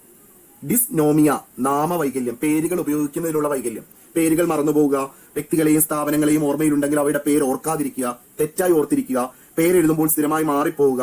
രാജീവ് സിംഗ് എന്നാണ് ഉത്തരമെങ്കിൽ രാജീവ് ധവാൻ എന്നോ മറ്റോ എഴുതുക. ഇതെല്ലാം നാമവൈകല്യമാണ്. ഇത് ADHD ആണ്, attention deficit hyper activity disorder, ശ്രദ്ധാ വൈകല്യം.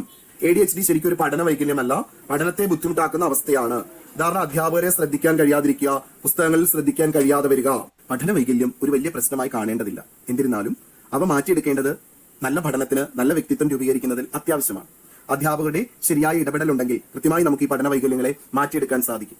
വൈദ്യുത ബൾബ്, ഗ്രാമഫോൺ തുടങ്ങിയ 13,000-ലേറെ കണ്ടുപിടുത്തങ്ങൾ നടത്തിയ തോമസ് ആൽവ എഡിസൺ, ആപേക്ഷിക സിദ്ധാന്തത്തിന്റെ ഉപജ്ഞാതാവ് ആൽബർട്ട് ഐൻസ്റ്റീൻ, ചിത്രകാരൻ ലിയനാർഡോ ഡാവിഞ്ചി, നോബൽ സമ്മാന ജേതാവും മുൻ ബ്രിട്ടീഷ് പ്രധാനമന്ത്രിയുമായ വിൻസ്റ്റൺ ചർച്ചിൽ, ഇവർക്കെല്ലാം പഠന വൈകല്യം ഉണ്ടായിരുന്നു എന്ന് നമുക്ക് കാണാൻ സാധിക്കും. 34ാമത്തെ ചോദ്യം നമുക്കത് പരിശോധിക്കാം. കുട്ടികളുടെ ജിജ്ഞാസ പ്രകൃതിയുടെ സമ്മാനമാണെന്നും അത് അധ്യാപകൻ കഴിയുന്നത്ര പ്രയോജനപ്പെടുത്തണമെന്നും പറഞ്ഞതാര്? A. പിയാഷെ, B. Jerome S Bruner, C. Pavlov, D. Lawrence Kohlberg. Answer B. Jerome S Bruner.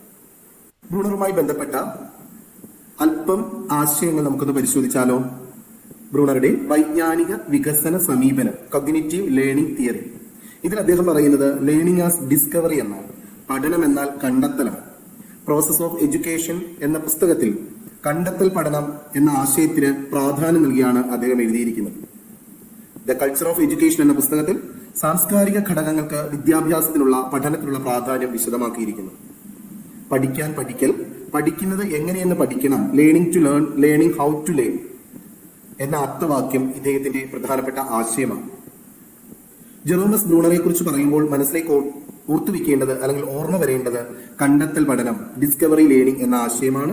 അതോടൊപ്പം തന്നെ കൾച്ചറിന് വിദ്യാഭ്യാസത്തിൽ പ്രാധാന്യം കൊടുത്ത വ്യക്തിയാണ് ജെറോമസ് ബ്രൂണർ. ഡിസ്കവറി ലേണിംഗ്, കണ്ടെത്തൽ പഠനം. എന്താണ് കണ്ടെത്തൽ പഠനം എന്ന് നമുക്കൊന്ന് പരിശോധിച്ചാലോ? വിവരശേഖരണം നടത്തി അല്ലെങ്കിൽ വിവര വിശകലനം നടത്തി ഒരു സാമാന്യവൽക്കരണത്തിൽ കുട്ടി എത്തിച്ചേരുന്നതാണ് ഡിസ്കവറി ലേണിംഗ്. ഒരു പ്രശ്നം കുട്ടിയിൽ എത്തപ്പെടുമ്പോൾ അല്ലെങ്കിൽ ഒരു കുട്ടി പ്രശ്നത്തെ സമീപിക്കുമ്പോൾ ആ പ്രശ്ന പരിഹാരത്തിനായി അല്ലെങ്കിൽ ആ പ്രശ്നത്തെ യഥാർത്ഥ അറിവ് കണ്ടെത്തുന്നതിനായി കുട്ടി വിവരശേഖരണം നടത്തുന്നു. ആ ശേഖരിച്ച വിവരങ്ങളെ വിശകലനം ചെയ്യുന്നു. അങ്ങനെ വിശകലനം ചെയ്തുകൊണ്ട് ഒരു പൊതു അറിവിൽ അല്ലെങ്കിൽ ഒരു സാമാന്യവൽക്കരണത്തിൽ, ഒരു ജനറലൈസേഷനിൽ കുട്ടി എത്തിച്ചേരുന്നതാണ് ഡിസ്കവറി ലേണിംഗ്. മാത്സിൽ നിന്ന് നമുക്കൊരു ഉദാഹരണം പരിശോധിക്കാം. ഉദാഹരണം അഭാജ്യസംഖ്യ എന്ന ആശയം. അഭാജ്യസംഖ്യ എന്ന ആശയം കുട്ടി എങ്ങനെയാണ് കണ്ടെത്തൽ പഠനം വഴി സംശീകരിക്കുന്നത് അല്ലെങ്കിൽ കണ്ടെത്തുന്നത് എന്ന് നമുക്കൊന്ന് പരിശോധിക്കാം. കുട്ടിയുടെ കയ്യിലുള്ള പയർ മണികളെ വരിയും നിരയുമായി ക്രമീകരിക്കുന്നു. കൃത്യമായി അടുക്കാൻ പറ്റാതെ വരുന്നു. ഒരെണ്ണം ബാക്കിയായി കാണുന്ന കുട്ടി ഇങ്ങനെ എടുക്കാനോ ക്രമീകരിക്കാനോ കഴിയാത്ത സംഖ്യകളാണ് അഭാജ്യസംഖ്യ എന്ന് കണ്ടെത്തുന്നു. അപ്പോൾ അഭാജ്യ സംഖ്യയെക്കുറിച്ച് പഠിക്കാൻ കുട്ടിയുടെ കയ്യിൽ പയർ മണികൾ കൊടുക്കുന്നു. അധ്യാപകൻ ആ പയർ മണിയെ വരിയും നിരയുമായി ക്രമീകരിക്കാൻ ആവശ്യപ്പെടുന്നു. കുട്ടികൾ അങ്ങനെ ക്രമീകരിക്കുമ്പോൾ ഒരെണ്ണം ബാക്കി കാണപ്പെടും. അപ്പോൾ കൃത്യമായി ക്രമീകരിക്കാൻ കഴിയാൻ പറ്റുന്നില്ല, അല്ലെങ്കിൽ കഴിയാത്ത അവസ്ഥയാണെന്ന് കുട്ടി മനസ്സിലാക്കുന്നു. അങ്ങനെ കൃത്യമായി ക്രമീകരിക്കാൻ കഴിയാത്ത സംഖ്യകൾ, ബാക്കി വരുന്ന സംഖ്യകളെയാണ് അഭാജ്യ സംഖ്യ എന്ന് പറയുന്നത് എന്ന ആശയം കുട്ടി തന്നെ വിവര വിശകലനത്തിലൂടെ ഒരു സാമാന്യവൽക്കരണത്തിൽ എത്തിച്ചേർന്ന് കണ്ടെത്തുകയാണ് ചെയ്യുന്നത്. ജെറോമസ് ബ്രൂണറുടെ മറ്റൊരു പ്രധാനപ്പെട്ട ആശയമാണ് സ്പൈറൽ കരിക്കുലം അല്ലെങ്കിൽ സ്പൈറലിംഗ്, ചാക്രിക ആരോഹണ രീതി. അദ്ദേഹം പറയുന്നത് വികസനം അല്ലെങ്കിൽ കുട്ടികളുടെ ഡെവലപ്മെന്റ് എന്ന് പറയുന്നത് ഒരു അനുസ്യൂത പ്രക്രിയയാണ്, കണ്ടിന്യൂസ് പ്രോസസ്സാണ്. ഓരോ ഘട്ടത്തിലും കുട്ടികളെ പാഠഭാഗങ്ങൾ അല്ലെങ്കിൽ പാഠ്യവസ്തുതകൾ പഠിപ്പിക്കേണ്ടത് സ്പൈറൽ സമീപന രീതി അനുസരിച്ച് വേണം. അതായത് 1ാം ക്ലാസ്സിൽ പഠിച്ചതിന്റെ അനുസ്യൂത പ്രക്രിയയാണ്, തുടർച്ചയാണ് 2ാം ക്ലാസ്സിൽ പഠിക്കുന്നത്, അതിന്റെ തുടർച്ചയാണ് 3ാം ക്ലാസ്സിൽ പഠിക്കുന്നത്. അപ്പോൾ പഠിക്കുന്ന ഓരോ പാഠഭാഗങ്ങൾ തമ്മിൽ തുടർച്ചയാണ്, അല്ലെങ്കിൽ അത് തുടർന്നുകൊണ്ട് പോകുന്നതാണ് എന്ന് കുട്ടി മനസ്സിലാക്കണം. അതുകൊണ്ട് പാഠ്യവസ്തുതകളെ ഓരോ ഘട്ടത്തിലും ക്രമീകരിച്ച് സ്പൈറൽ സമീപന രീതി, ഒന്നിന്റെ തുടർച്ചയായി മറ്റൊന്ന് എന്ന രീതിയിൽ വേണം പഠനം നടത്തേണ്ടത് എന്നാണ് ബ്രൂണർ അവകാശപ്പെടുന്നത്. അതായത് ആശയങ്ങൾ ഒറ്റയടിക്കല്ല കുട്ടികൾ സ്വായത്തമാക്കുന്നത്. കുട്ടികൾ ആശയങ്ങളെ പലതവണ നിരീക്ഷിച്ച് വർഗീകരിച്ച് അനുമാനം നടത്തി കുട്ടിയുടെ അനുഭവങ്ങളുമായി ഇടപെടൽ നടത്തി ആശയത്തിൽ എത്തിച്ചേരുന്നു എന്നാണ് ബ്രൂണർ അവകാശപ്പെടുന്നത്. സ്പൈറൽ കരിക്കുലം, ഡിസ്കവറി ലേണിംഗ്, അതുപോലെ കോൺസെപ്റ്റ് ഫോർമേഷൻ, ആശയത്തിൽ എത്തിച്ചേരുക അല്ലെങ്കിൽ ആശയ സംശീകരണം, ഇതെല്ലാം ഓർക്കുമ്പോൾ ഓർക്കേണ്ട പേര് ജെറോമസ് ബ്രൂണറാണ്. അദ്ദേഹം പറയാണ്, ബുദ്ധിപരമായ സത്യസന്ധത പാലിച്ചുകൊണ്ട് എന്തും ഏത് നിലവാരത്തിലുള്ള ആരെയും പഠിപ്പിക്കാനാവും. Anything can be taught at any level of development in an intellectually honesty way. അദ്ദേഹത്തിന്റെ ഏറ്റവും പ്രധാനപ്പെട്ട ഒരു കൊട്ടേഷനാണ്, ബുദ്ധിപരമായ സത്യസന്ധത പാലിച്ചുകൊണ്ട് എന്തും ഏത് നിലവാരത്തിലുള്ള ആരെയും പഠിപ്പിക്കാനാവും. അദ്ദേഹം പറയുന്നത് പഠനം നടക്കുന്നത് 3 ഘട്ടങ്ങളിലായിട്ടാണ്: enactive stage, iconic stage and symbolic stage. Enactive സ്റ്റേജിൽ കുട്ടി പ്രവർത്തനങ്ങളാണ്, learn through the movement or action, പ്രവൃത്തികളിലൂടെയാണ് കുട്ടി പഠിക്കുന്നത്. പ്ലേ വിത്ത് എ ബുക്ക്, ഒരു കുട്ടി പുസ്തകങ്ങളുമായി കളിക്കുമ്പോൾ അവിടെ നടക്കുന്നത് പഠനമാണ്. 2ാമത്തെ സ്റ്റേജ് ഐക്കോണിക് ആണ്, learn through images and icon, look at the pictures, ആ പുസ്തകത്തിലെ ചിത്രങ്ങളെ പരിശോധിച്ചുകൊണ്ട്, ചിത്രങ്ങളെ നിരീക്ഷിച്ചുകൊണ്ട് കുട്ടി കാര്യങ്ങൾ മനസ്സിലാക്കുമ്പോൾ അത് ഐക്കോണിക് സ്റ്റേജ് ആണ്. സിംബോളിക് എന്ന് പറയുന്നത് ലേൺ ത്രൂ അബ്സ്ട്രാക്ട് സിംബിൾസ് ആണ്. ബ്രൂണറുടെ അഭിപ്രായത്തിൽ പഠനം നടക്കുന്നത് 3 ഘട്ടങ്ങളിലൂടെയാണ്: എനാക്റ്റീവ്, ഐക്കോണിക്, സിംബോളിക്. എനാക്റ്റീവ് സ്റ്റേജിൽ കുട്ടിയുടെ പ്രവർത്തനങ്ങൾ, കുട്ടിയുടെ മൂവ്മെന്റ്സിലൂടെയാണ് പഠനം നടക്കുക. ഐക്കോണിക് സ്റ്റേജിൽ ചിത്രങ്ങൾ കണ്ട്, ഐക്കൺസ് കണ്ടാണ് കുട്ടി പഠിക്കുക. സിംബോളിക് സ്റ്റേജിൽ അബ്സ്ട്രാക്ട് സിംബൽസിലൂടെയാണ് കുട്ടിയുടെ പഠനം നടക്കുക. ഒരു കുട്ടിക്ക് പുസ്തകം നൽകിയാൽ ആ പുസ്തകം വെച്ച് കുട്ടി കളികളിൽ ഏർപ്പെട്ട് പഠിക്കുന്നതാണ് എനാക്റ്റീവ് സ്റ്റേജ്. പുസ്തകത്തിലെ ചിത്രങ്ങൾ പരിശോധിച്ച് കുട്ടി പഠനം നടത്തുമ്പോൾ അത് ഐക്കോണിക് സ്റ്റേജ് ആണ്. ആ പുസ്തകത്തിലെ സിംബൽസ്, അബ്സ്ട്രാക്ട് ആയിട്ടുള്ള സിംബൽസ്, അല്ലെങ്കിൽ അതിലൂടെ ആ പുസ്തകം വായിച്ചുകൊണ്ട് അത് അതിലൂടെ റിസർച്ച് ചെയ്ത് പുതിയ കാര്യങ്ങൾ കുട്ടി കണ്ടെത്തുമ്പോൾ, അല്ലെങ്കിൽ ഒരു പ്രശ്നത്തിന്റെ നിർദ്ധാരണം കുട്ടി വായിച്ച് ആ പുസ്തകം വായിച്ച് അതിലൂടെ കണ്ടെത്തുമ്പോൾ അത് സിംബോളിക് ലേണിംഗ് ആണ്. ഇനാക്റ്റീവ് സ്റ്റേജിൽ കുട്ടി നടത്തുന്നത് പ്രവർത്തനങ്ങളാണ്, ശാരീരികമായ ചലനങ്ങളാണ്. ഐക്കോണിക് സ്റ്റേജിൽ ഇമേജസിലൂടെ, ഐക്കണിലൂടെ ആണ് കുട്ടി കാര്യങ്ങൾ മനസ്സിലാക്കിയെടുക്കുക. സിംബോളിക് സ്റ്റേജ് ആകുമ്പോഴേക്കും കുട്ടിയുടെ സ്വന്തമായിട്ടുള്ള പ്രശ്ന നിർദ്ധാരണത്തിലൂടെ, അല്ലെങ്കിൽ കുട്ടി നിരീക്ഷണത്തിലൂടെ കണ്ടെത്തിയ കാര്യങ്ങൾ, അല്ലെങ്കിൽ അവിടെ ഒരു ഗവേഷണം നടത്തിയാണ് കുട്ടി കാര്യങ്ങൾ കണ്ടെത്തുക. വൈജ്ഞാനിക വികസന ഘട്ടങ്ങളിൽ ബ്രൂണർ പറയുന്നത് നമ്മൾ മുമ്പ് മനസ്സിലാക്കിയ enactive stage, iconic stage, symbolic stage ആണ്. എനാക്റ്റീവ് സ്റ്റേജിനെ പ്രവർത്തന ഘട്ടമെന്നും അല്ലെങ്കിൽ പ്രവൃത്തി ഘട്ടമെന്ന് പറയാം. ഐക്കോണിക് സ്റ്റേജിനെ ബിംബഘട്ടം അല്ലെങ്കിൽ ബിംബന ഘട്ടം എന്ന് പറയാം. സിംബോളിക് സ്റ്റേജിനെ പ്രതിരൂപാത്മക ഘട്ടം അല്ലെങ്കിൽ ഭാഷാ ഘട്ടം എന്ന് പറയാം. നമുക്ക് എനാക്റ്റീവ് സ്റ്റേജ് അല്ലെങ്കിൽ പ്രവർത്തന ഘട്ടം എന്താണെന്ന് നോക്കാം. വൈജ്ഞാനിക അനുഭവങ്ങൾ അല്ലെങ്കിൽ കുട്ടി പഠിക്കുന്നത് കായിക പ്രവൃത്തിയിലൂടെയാണ്. കായിക പ്രവൃത്തിയിലൂടെ കുട്ടി പഠിക്കുന്നതാണ് എനാക്റ്റീവ് സ്റ്റേജ് എന്നത്. ഐക്കോണിക് സ്റ്റേജ് അല്ലെങ്കിൽ ബിംബന ഘട്ടം എന്ന് പറയുന്നത് വൈജ്ഞാനിക അനുഭവങ്ങൾ സ്വീകരിക്കുന്നതും പ്രകടിപ്പിക്കുന്നതും അവിടെ പ്രത്യക്ഷ അല്ലെങ്കിൽ പെർസെപ്ഷൻ വിധേയമാകുന്നതും മാനസിക ബിംബങ്ങളിലൂടെയാണ്. അപ്പോൾ വസ്തുക്കളെ കുട്ടി ബിംബങ്ങളിലൂടെ കാണുന്നു, ഇമേജിലൂടെ കാണുന്നതാണ് ഐക്കോണിക് സ്റ്റേജ് എന്നത്. സിംബോളിക് സ്റ്റേജ് അല്ലെങ്കിൽ പ്രതിരൂപാത്മക ഘട്ടം അല്ലെങ്കിൽ അബ്സ്ട്രാക്ട് സ്റ്റേജ് എന്ന് പറയുന്നത് വൈജ്ഞാനിക അനുഭവങ്ങൾ സ്വീകരിക്കുന്നതും പ്രകടിപ്പിക്കുന്നതും പ്രതീകങ്ങൾ വഴിയാണ്. കുട്ടി ഭാഷ ഒരു പ്രതീകമാണ്. അബ്സ്ട്രാക്ട് സിംബൽസ് ആണ് ഭാഷ എന്ന് പറയുന്നത്. അപ്പോൾ ബിംബങ്ങളെ ഭാഷാപരമായി മാറ്റുന്നു, അതിനെ ഗുണാത്മകമായ ചിന്തയിലേക്ക് മാറ്റുന്നതാണ് പ്രതിരൂപാത്മക ഘട്ടം. അപ്പൊ കുട്ടി തന്റെ ബൗദ്ധിക വളർച്ച പൂർത്തിയാകുമ്പോൾ കുട്ടി നടത്തുന്ന പ്രവർത്തനങ്ങളെല്ലാം ബിംബങ്ങളിലൂടെയാണ്, ഭാഷാപരമായിട്ടാണ് കാര്യങ്ങളെ, അനുഭവങ്ങളെ സ്വീകരിക്കുന്നത്, പ്രകടിപ്പിക്കുന്നത്. ഗുണാത്മക ചിന്തയിലേക്കാണ് പഠനം മാറുന്നത്. ജെറോമസ് ബ്രൂണറുടെ തിയറി ഓഫ് ഡെവലപ്മെന്റിൽ 3 സ്റ്റേജസ് ആണ് ഇവിടെ കാണിച്ചത്. ചിത്രങ്ങളിലൂടെ നമുക്ക് ഈസി ആയിട്ട് മനസ്സിലാകും. Enactive stage, symbolic stage and enactive stage, iconic stage and symbolic stage. 35ാമത്തെ ചോദ്യം ഇതായിരുന്നു. കേരള വിദ്യാഭ്യാസ നിയമം രൂപീകൃതമായ വർഷം ഏത്? 1951, 1953, 1958, 1959. നമുക്ക് നോക്കാം കേരള വിദ്യാഭ്യാസ നിയമം രൂപീകൃതമായ വർഷം ഏതാണെന്ന്. Answer C, 1958. Kerala education act 1958, Kerala education rules 1959. Kerala education act 1958, Kerala education rules KER 1959, Kerala service rules KSR 1959, Kerala civil service rules 1960, Kerala inspection code 1966, the rules for Anglo Indian schools Kerala 1974, Kerala service manual 1979, Kerala treasury code and Kerala accounts code 1979. 36ാമത്തെ ചോദ്യം ഇതാണ്. Plato സ്ഥാപിച്ച വിദ്യാലയത്തിന്റെ പേര് എന്ത്? A ഗുരുകുലം, B ശിഷ്യകേന്ദ്രം, C academy, D വിദ്യാകേന്ദ്രം. Answer നമുക്കൊന്ന് പരിശോധിക്കാം. Answer C, academy. പ്ലേറ്റോയുടെ വിദ്യാഭ്യാസ കേന്ദ്രത്തിന്റെ പേര് അക്കാഡമി എന്നാണ്. അക്കാഡമി ഓർത്തു വയ്ക്കുക. 37ാമത്തെ ചോദ്യം ഇതാണ്. എരിഞ്ഞുകൊണ്ടിരിക്കുന്ന ഒരു ദീപത്തിനെ മറ്റൊരു ദീപം തെളിയിക്കാനാവും എന്ന് പറഞ്ഞത് ആര്? A Rousseau, B Arnold, C Gandhiji, D Tagore. Answer നമുക്കൊന്ന് പരിശോധിക്കാം. Answer D Tagore. ടാഗോർ പറയുന്നത് a lamp can only light another lamp when it continues to burn in its own flame. Rabindranath Tagore. പ്രകാശിച്ചിരിക്കുന്ന ഒരു ദീപത്തിന് മാത്രമേ മറ്റു ദീപങ്ങളിലേക്ക് പ്രകാശം ചൊരിയാനായിട്ട് സാധിക്കൂ. അതായത് അധ്യാപകൻ എപ്പോഴും പഠിച്ചുകൊണ്ടിരുന്നാൽ മാത്രമേ കുട്ടികളിലേക്ക് അറിവ് പകർന്നു കൊടുക്കാൻ സാധിക്കൂ. അധ്യാപകൻ എപ്പോഴും പ്രകാശിക്കുന്ന ഒരു ദീപമായിരിക്കണം. എപ്പോഴും പുതിയ അറിവുകൾ ശേഖരിച്ചുകൊണ്ടിരിക്കുന്ന, സംശീകരിച്ചുകൊണ്ടിരിക്കുന്ന ഒരു വ്യക്തിയായിരിക്കണം, അല്ലെ പുതിയ അറിവുകൾ നേടുന്ന ഒരു വ്യക്തിയായിരിക്കണം. അങ്ങനെ ഉണ്ടെങ്കിൽ മാത്രമേ അധ്യാപകന് തന്റെ മറ്റു കുട്ടികളിലേക്ക് അറിവ് ചൊരിയാൻ കഴിയൂ എന്നാണ് രവീന്ദ്രനാഥ ടാഗോർ പറയുന്നത്. 38ാമത്തെ ചോദ്യം ഇതാണ്. ഭാഷാ പഠനത്തിൽ അനുവർത്തിക്കേണ്ട മുൻഗണനാക്രമം. A listening, speaking, reading, writing, B listening, reading, speaking, writing, C listening, writing, reading, speaking, D listening, speaking, writing, reading. Answer നമുക്കൊന്ന് പരിശോധിക്കാം. Answer A listening, speaking, reading, writing. നമുക്കറിയാം LSRW ആണ് ഭാഷയുടെ അടിസ്ഥാന ക്രമം. Listening, speaking, reading, writing. Listening ശ്രവിക്കുക, speaking സംസാരിക്കുക, writing എഴുതുക, റീഡിംഗ് വായിക്കുക. LSRW ഓർത്തു വയ്ക്കുക. LSRW. ഭാഷാ പഠനക്രമമാണ് ശ്രവണം, ഭാഷണം, വായന, ലേഖനം. LSRW. ശ്രവണം, ഭാഷണം, വായന, ലേഖനം. 39ാമത്തെ ചോദ്യം ഇതാണ്. ഇലക്ട്രാ കോംപ്ലക്സ് എന്നത് ഒരു ആൺകുട്ടിക്ക് സ്വന്തം മാതാവിനോട് തോന്നുന്ന ആകർഷണം, ബി ഒരു പെൺകുട്ടിക്ക് സ്വന്തം പിതാവിനോട് തോന്നുന്ന ആകർഷണം, സി ഒരു പെൺകുട്ടിക്ക് ആൺകുട്ടിയോട് തോന്നുന്ന ആകർഷണം, ഡി ഇതൊന്നുമല്ല. ആൻസർ നമുക്കൊന്ന് പരിശോധിക്കാം. ആൻസർ ബി ഒരു പെൺകുട്ടിക്ക് സ്വന്തം പിതാവിനോട് തോന്നുന്ന ആകർഷണം എന്നാണ് ഇലക്ട്രാ കോംപ്ലക്സ്. സിഗ്മണ്ട് ഫ്രോയിഡിന്റെ ലൈംഗിക വികാസഘട്ടത്തിൽ സ്റ്റേജസ് ഓഫ് സെക്ഷൽ ഡെവലപ്മെന്റിലെ 3ാമത്തെ ഘട്ടമാണ് ലൈംഗിക അവയവഘട്ടം അല്ലെങ്കിൽ ഫാലിക് സ്റ്റേജ്. 3 മുതൽ 5 വയസ്സ് വരെയുടെ കുട്ടികളിലാണ് ഈ ഘട്ടം കാണപ്പെടുന്നത്.